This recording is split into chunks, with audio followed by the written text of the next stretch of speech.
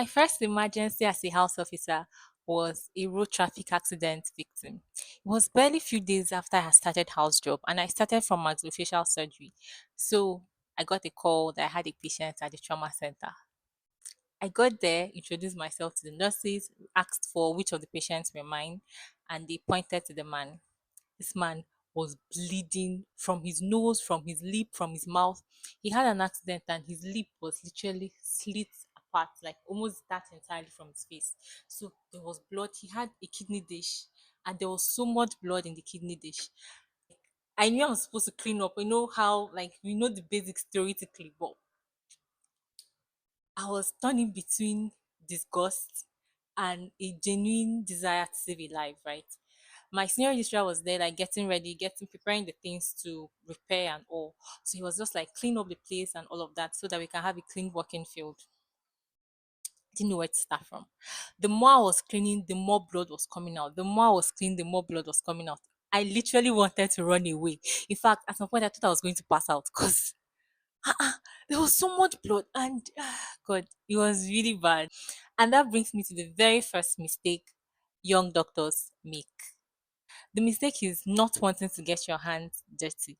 Guys, if I had my way, I would have run away from that place or given that patient to some other person. Just stayed somewhere and been a spectator. Anything rather than doing that actual job, right? And then sometimes you meet house officers that tell you things like, I've never sutured and I'm not interested. I don't even like surgery. So yeah, they can go on and do their suturing. I don't want to do it. Or you hear people say, I don't like space infection. I've never done an I&D because it disgusts me. So no, it's for people in MFU. That's not my problem. You just hear a number of things and it may sound cool or fancy at first, but as time goes on, you'd realize that you're shortchanging yourself because you're being trained to be a doctor holistically. There are basic things you're supposed to learn how to do. And if you don't learn those things, you'll be shooting yourself on the foot because it will mean that you will not be able to do those things, right? And as much as it seems smart to be able to run away from doing those procedures, right? If you don't do them, you're not going to learn how to do them. And if you don't do them, you're forever going to lack those skills, except you put in extra effort to actually learn them. So, yes, not wanting to get your hands dirty. You have to get your hands dirty for you to learn the things that you need to learn. And sometimes you feel like because you've seen this procedure done a couple of times, then you should be able to do it. Well, when you start doing it, you now realize that it is not really as easy as it seems, or you may even realize it's not as hard as it seems. A typical example is extraction.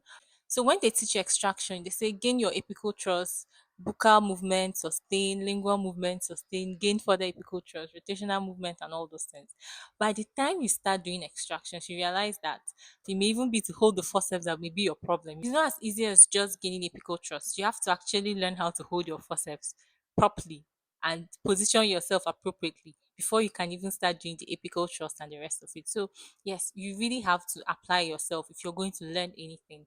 And running away from the things you're supposed to do because you're disgusted or because you're scared or anything isn't going to make you a better doctor.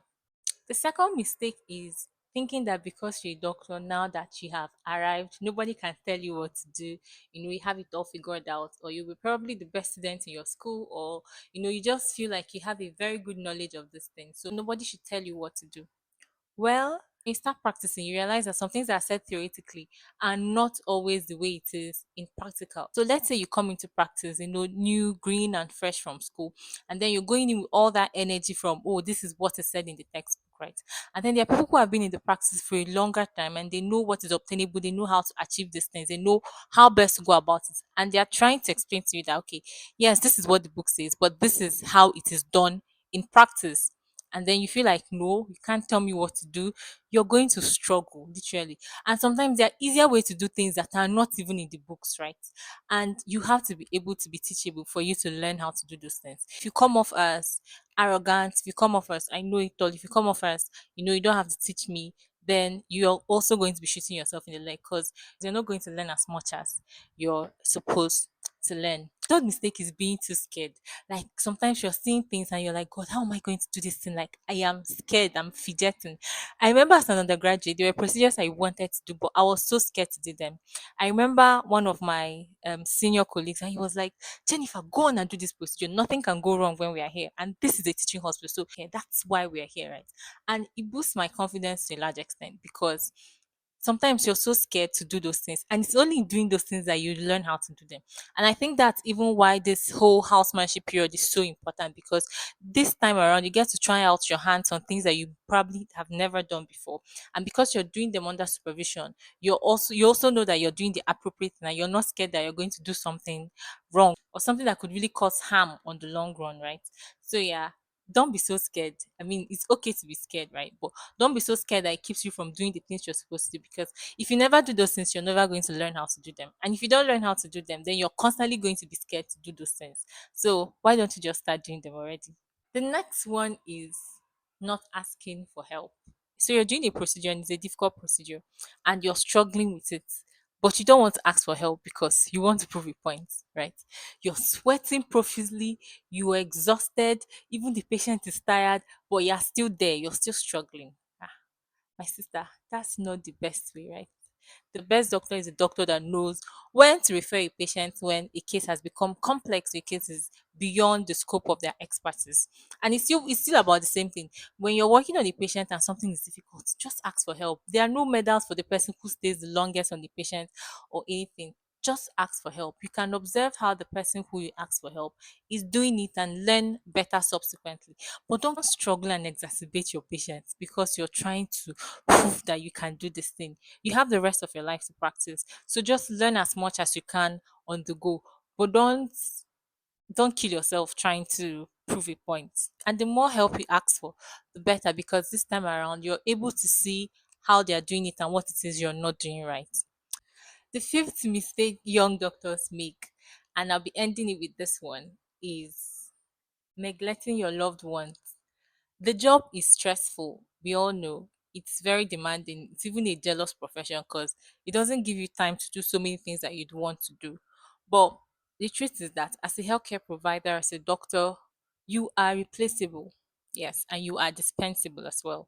It means that yes, in your center you may be the only one there, but the truth is, if one day for any reason, God forbid, they don't find you again or you're just not available, life will go on.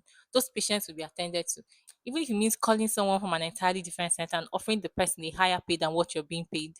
Yes, they would find a replacement. So create time for your family, create time for people who love you. You cannot do like I don't know how people do it, but the idea of God, I'm a doctor, I don't have time for my family. How can you even say that? But do you know that sometimes when I see people who spend all their time in the hospital, like, that there are colleagues that even after work, they're the ones that take up extra work at the end of work, they're still working, they still schedule patients on ordinary days that they're not supposed to be working. I used to wonder, is everything all right at home? Like, why are you taking up so much work when you can actually go home and spend time with your family? So I may not understand. I may not understand truly what's playing out in their lives. But generally speaking, you have to be able to create time for your family. And as a young doctor, you now realize that you have the rest of your life to do this career, to pursue this path. And you have to find a way to carry your family and your loved ones alongside with you, because if you start now to neglect people who care about you, your family, people who put you through school, people who have been there for you through thick and thin, what are you now going to do like 2, 3, 4, 5 years into the profession? So I feel like this is also the time to be able to create the balance that you need to be able to give time to your family and your loved ones. You cannot neglect those people. Those people are very, very important, because at the end of the day, by the time you leave, the patients are inexhaustible. Patients are always going to keep coming. If you spend 48 hours at work, patients are going to come 48 hours out of that 48 hours. So you can't say you want to finish every work before you now go home and spend time with your family. You really have to create time to spend time with the people you love, because when push comes to shove, they are the ones that are going to be there for you. They are the ones that would always be there for you. I'm not saying be negligent at work. I'm saying create time for people that you love, right? And as young doctors, this is the best time for us to like create time for our loved ones so that we can spend time with them and refresh, honestly.